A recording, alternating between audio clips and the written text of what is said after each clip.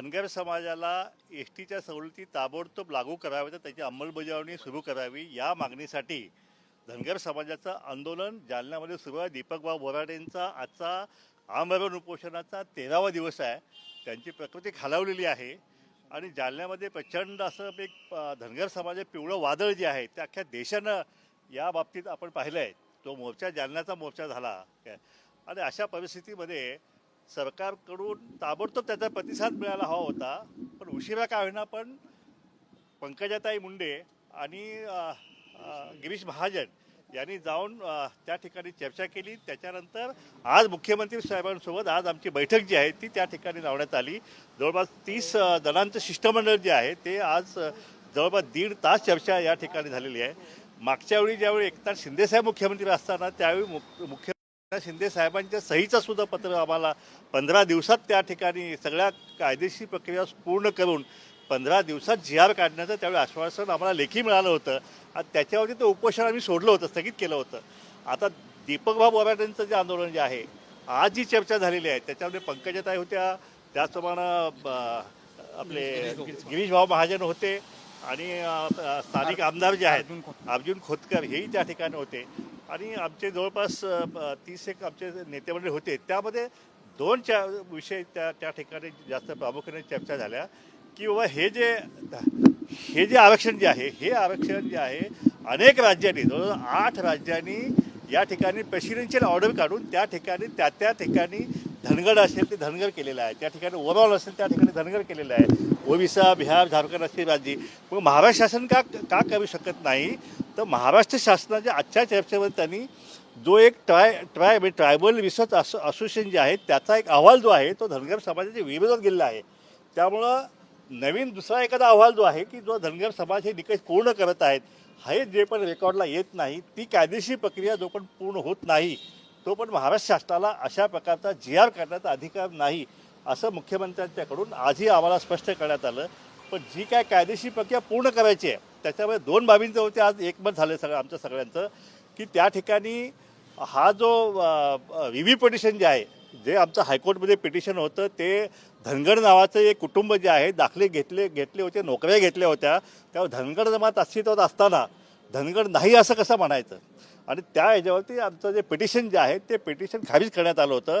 मग ती जी पिटिशन आहे आता ते दाखले खिलारी कुटुंबाचे दाखले रद्द झाल्यामुळं आता धनगर नावाचं एकही कुटुंब जे आहे या महाराष्ट्रामध्ये आता शिल्लक नाही आहे. तेव्हा आता कायदेशीर परिस्थिती बदललेली आहे आणि ह्या बदललेल्या परिस्थितीमध्ये त्याचं रिव्ह्यू पिटिशन जे आहे ते रिव्ह्यू पिटिशन करायचं, त्यासाठी सरकारनं जे काय सहकार्य करायचं आहे ते सहकार्य करण्याचं सरकारनं आज या ठिकाणी मान्य केलेलं आहे.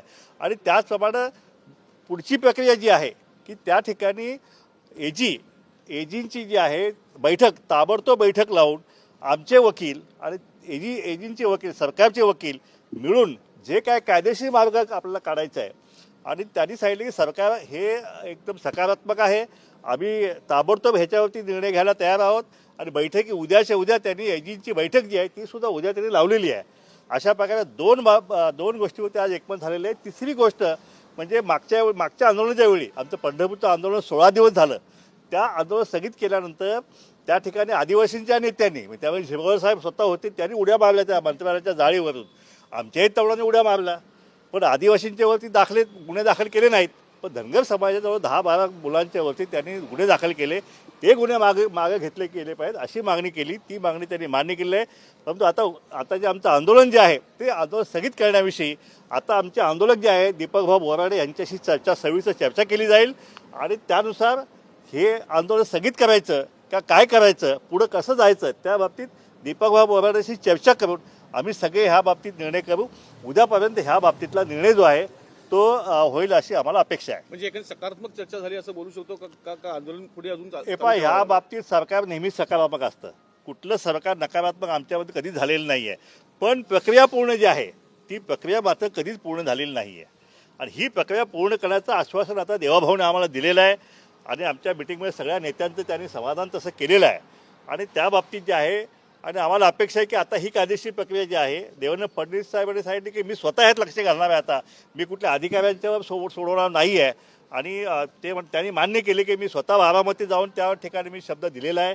त्यामुळे नैतिकदृष्ट्या सुद्धा माझी जबाबदारी आहे आणि हे मी कुठल्याही परिस्थितीत धनगर समाजाला जे आहे आरक्षण देण्यासाठी कायदेशीर प्रक्रिया पूर्ण करून लागलं तर दिल्लीमध्ये सुद्धा जाऊन सॉलिसिटर जनरल ऑफ इंडिया त्यांच्यासुद्धा बैठक जी आहे ते करून जे आहे जी प्रोसिजर पूर्ण करायची महाराष्ट्र शासनाला ते पूर्ण करण्याचं अभिवचन जे आहे ते आजच्या बैठकीमध्ये देवेंद्र फडणवीस साहेबांनी आज दिलेलं आहे.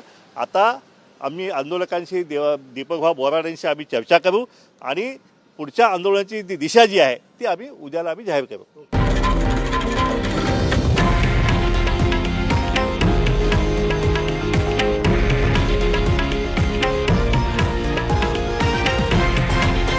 हे आहे देशातील नंबर 1 न्यूज नेटवर्क आणि आपण पाहत आहात TV9 मराठी, एकमेव.